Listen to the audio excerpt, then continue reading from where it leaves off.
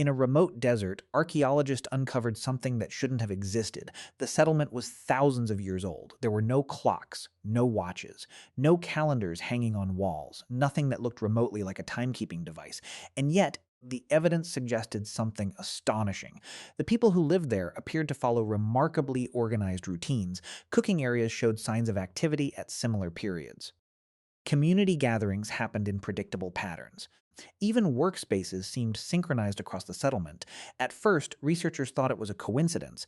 Then they found similar patterns elsewhere, again, across different regions, different cultures, different centuries. How could entire communities coordinate their lives without knowing the time? Picture this. You wake up tomorrow in a world without clocks, no phone beside your bed, no alarm, no schedule, no idea whether it's 7 a.m. or 11 a.m. How long would it take before your day completely fell apart? Yet, for almost all of human history, people lived exactly that way.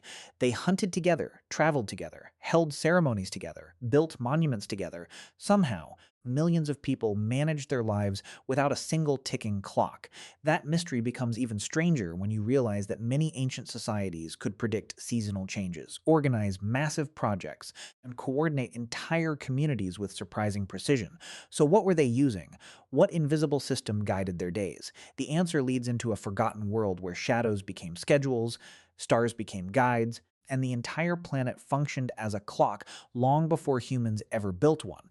And once you see it, you'll never think about time the same way again. Picture yourself standing on a vast grassland nearly 40,000 years ago. There are no cities on the horizon. No roads, no church bells, no school schedules, no glowing screens reminding you where you need to be. Only open land stretching farther than the eye can see. A small group of humans sits beside the fading remains of a fire. The night air is cold. Somewhere in the distance, an animal calls through the darkness. Then something begins to change. The eastern horizon slowly brightens. Birds start singing. The temperature shifts. One by one, people wake up. Nobody asks what time it is. Nobody needs to. For early humans, the world itself provided the answers. The sun wasn't just a source of light. It was a guide. The changing sky marked the beginning and end of daily activities. Shadows stretched and shortened across the ground, silently revealing the passage of the day. But survival required much more than noticing sunrise and sunset. Imagine being responsible for finding food for your family. You would need to know when animals usually appeared near rivers, when certain plants became safe to gather. When seasonal rains were approaching, every successful decision depended on recognizing patterns, and humans became masters of pattern recognition. Generation after generation, people watched the same skies, crossed the same valleys, and followed the same animal trails. Knowledge wasn't stored in books, it lived inside memories, stories, and shared experience. Over time, entire communities learned to anticipate the rhythms of nature with remarkable accuracy. But something unexpected happened. The more humans understood these natural cycles, the more they began noticing larger patterns hidden beyond the horizon, parts that appeared not during a single day, but across entire months and seasons. And those discoveries would change humanity's relationship with time forever. Thousands of years later, researchers examining ancient artifacts stumbled upon something curious. At first, it looked insignificant, just a piece of bone covered in small marks. Nothing more, but the longer they studied it, the stranger it became. The marks weren't scattered randomly. They appeared in sequences, organized, repeated, deliberate. Suddenly, a question emerged. Why would someone spend so much effort carving tiny lines into a bone unless those lines meant something? Picture a person sitting beside a fire on a cold night. The flames crackle softly, darkness surrounds the camp. In their hands rests a simple tool and a piece of bone. One mark is carved, then another, then another. Days pass. Weeks pass. The markings continue. Researchers still debate exactly what some of these ancient carvings represented. But many believe they may have been connected to recurring events people observed in nature: the phases of the moon, the changing seasons, the return of migrating animals, the arrival of rains. Whatever the purpose, the discovery revealed something fascinating. Early humans weren't simply living from moment to moment.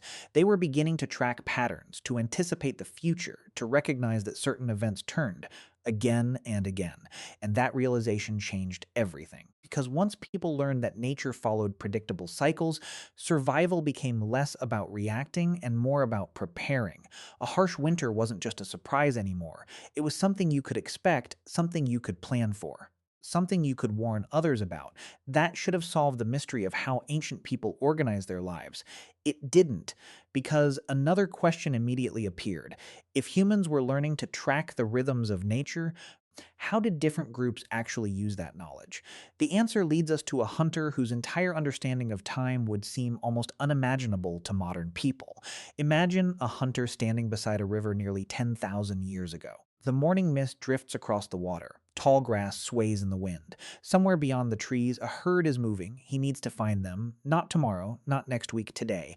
But here's the strange part. He has no idea what hour it is. In fact, the concept of an hour doesn't even exist in his world. His understanding of time is completely different from ours. He measures life through events. The hunt begins when the sun rises above a distant hill. The journey continues until the shadows grow long. The group rests when darkness makes travel dangerous. Time is not numbers, time is experience. And for people like him, that system worked surprisingly well. His tribe knew when certain animals usually appeared near the river. They knew when berries ripened. They knew when colder winds signaled the approach of winter. None of this knowledge came from clocks. It came from generations of observation. Stories passed from elders to children, lessons learned through survival. Picture the tribe gathered around a fire at night. An elder points toward the stars overhead and tells a story. To outsiders, it sounds like a legend, but hidden inside that story are directions, seasons, warnings, and memories. The story itself becomes a tool for tracking time. A living calendar carried inside human minds. Pretty remarkable, right? But while some communities relied on memory and observation, other societies were beginning to do something far more ambitious. They weren't just following nature anymore. They were trying to predict it, and that decision would eventually transform entire civilizations. Far from the hunting camps and wandering tribes, another story was unfolding. This time, it involved powerful rulers, towering temples, and people whose eyes were fixed on the sky. Picture an ancient priest climbing a stone staircase before sunrise. The city below is still asleep. Markets are quiet. Streets are empty. Only the faint glow of dawn touches the horizon. Night after night, year after year, he watches the heavens, not because he is curious, because an entire civilization depends on what he sees. The timing of harvests, religious ceremonies, public celebrations, even political power, everything is connected to the movements above. At first glance, it seems strange. Why would kings and priests care so much about stars? But the answer was simple. A failed harvest could bring hunger, hunger could bring unrest, and unrest could threaten rulers. So the sky became one of the most important tools a civilization possessed. Observers carefully tracked recurring celestial events. They noticed that certain stars appeared before seasonal changes.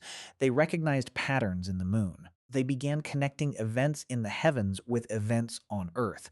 And something unexpected happened. The people who understood these patterns gained enormous influence. When a priest announced that an important season was approaching, it could seem almost magical to ordinary citizens, as if he knew the future. Of course, he didn't. He simply knew the patterns. But to everyone else, the difference wasn't always obvious. Imagine that a person's status, power, and reputation built largely on their ability to understand time. Yet even these impressive systems had limitations because despite all their observations, humanity still hadn't solved one enormous problem. They could track seasons, they could predict cycles, but they still couldn't measure the flow of an ordinary day with true precision. And the story was far from over. For thousands of years, time was something people felt. Then one family discovered how fragile that way of life could be. Picture a small farming village. The fields stretch toward the horizon. Children run between homes made of mud and stone. The harvest season is approaching, and every day matters. In one of those homes lives a father with a simple goal. He wants his family to survive the coming winter, nothing more. Nothing less. Every morning he walks into the fields and studies the sky. He watches the clouds, he watches the wind, he watches the behavior of birds. Like countless generations before him, he trusts the patterns of nature, and most years those patterns are enough. Then one year, something changes. The rains arrive later than expected. Days pass, then weeks. The ground grows harder. The crops begin to struggle. At first, the villagers remain calm. Nature can be unpredictable, but soon fear starts spreading through the community. The father notices it in quiet conversations, in worried faces, in the way people begin staring toward the horizon each morning, waiting. Hoping the harvest that was supposed to feed their families is now uncertain. For the first time, prediction feels more important than observation. Knowing what is happening today is no longer enough. People desperately want to know what comes next. Will the rains arrive? Will winter be harsh? Will there be enough food? Imagine carrying that weight. Not knowing whether your children will have enough to eat months from now. That fear pushed many societies to search for better ways of understanding time and nature, not because they loved measuring it, because they feared uncertainty. Because survival often belonged to those who could prepare before danger arrived, and that simple human desire to see a little farther into the future would eventually reshape entire civilizations because the world was changing. And humans were about to change with it. At first, the changes were almost invisible. A village became a town became a city became the center of a growing civilization, and suddenly the old way of living no longer worked as easily as before. Picture a crowded marketplace at sunrise. Farmers arrive with food, merchants prepare their goods, workers head toward construction sites, priests organize ceremonies, messengers carry information across busy streets. Thousands of people are now depending on one another. And that creates a problem. The larger a society becomes, the more important coordination becomes. A hunting tribe could follow nature's rhythms. A city of tens of thousands could not. Leaders needed people to gather at specific times. Religious ceremonies had to happen in the correct season. Farmers needed guidance about planting and harvesting. Governments needed order. For the first time in history, time was becoming a tool of organization. And with that change came power. The people who controlled calendars often controlled decisions. The people who understood seasonal cycles often influenced entire populations. Slowly, humanity began shifting from living within nature's schedule to creating schedules of its own. It wasn't an overnight transformation. For generations, the old world and the new world existed side by side. Some people still followed the stars. Others followed official calendars, some trusted tradition, others trusted systems created by rulers and institutions. A conflict was emerging, not a war fought with weapons, a war between natural time and human-made time. And then something happened that nobody saw coming. Humanity didn't just learn to track time more accurately, it began breaking time into smaller and smaller pieces. A change so profound that it would completely alter how people experienced everyday life. And that revelation leads to the biggest twist in the entire story. Here's the twist. For most of this story, it seems like early humans had a problem: no clocks, no watches, no precise way to measure the day. From a modern perspective, that sounds like a disadvantage, but researchers studying traditional societies, ancient communities, and human behavior began noticing something surprising. Early humans may not have been disconnected from time at all. In some ways, they were more connected to it than we are. Picture a person standing outside thousands of years ago. They know exactly when dawn is approaching without checking a device. They recognize seasonal changes from subtle shifts in temperature. They notice stars that most modern people never see. They understand the rhythms of animals, weather, and landscapes. Their entire lives are synchronized with the natural world. Now picture a modern office worker. The alarm rings. The clock says when to wake up. The calendar says where to be. Notifications dictate the day. Horse pass indoors beneath artificial light. And sometimes people barely notice whether the sun is shining at all. Think about that for a second. Humanity spent most of its existence following nature's clock. Then, in an incredibly short period of history, we replaced it with mechanical time. The invention wasn't just a new tool, it fundamentally changed human behavior. Days became divided into hours. Hours into minutes, minutes into seconds. Work became scheduled, meetings became scheduled, life itself became scheduled. The greatest irony is that clocks gave humanity extraordinary power. They helped build cities, coordinate nations, and drive technological progress. But they also created a world where many people constantly feel they are running out of time. Early humans worried about surviving the next season. Modern humans often worry about being 5 minutes late. Pretty strange, right? The more precisely we learn to measure time, the more valuable it seemed to become. And that's what makes the story so unexpected. The real question was never how people lived without clocks. The real question is what happened after we created them. Let's return to that ancient settlement, the one that puzzled archaeologists from the very beginning, the place where people appeared to organize their lives with remarkable consistency despite having no clocks, no watches, and no ticking devices counting every passing second. At first, it seemed impossible. How could entire communities stay synchronized without measuring time the way we do? But After traveling through thousands of years of human history, the answer begins to emerge. They weren't living without a clock, they were living inside one. Picture that village once more, children waking as sunlight spills across the landscape, hunters preparing for the day as shadows stretch across the ground, families gathering as evening cools the air. Above them, the moon continues its cycle. Beyond it, the stars move through familiar patterns. Seasons arrive and depart exactly as they always have. The clock was everywhere. It was written across the sky, carved into the landscape, carried by migrating animals, and repeated in the rhythms of nature itself. Humans didn't invent time. They learned how to listen to it. And perhaps that's why the story feels strangely relevant today. Because despite all our technology, calendars, alarms, and schedules, the same sun still rises every morning. The same moon still crosses the night sky. The same seasons continue their endless journey. The world is still keeping time. Most of us are simply paying less attention. Imagine an early human looking at our modern lives. The endless notifications, the countdowns, the deadlines, the constant race from one appointment to the next. They might be amazed by what we've accomplished, but they might also wonder why we seem so anxious about something that never stops moving anyway.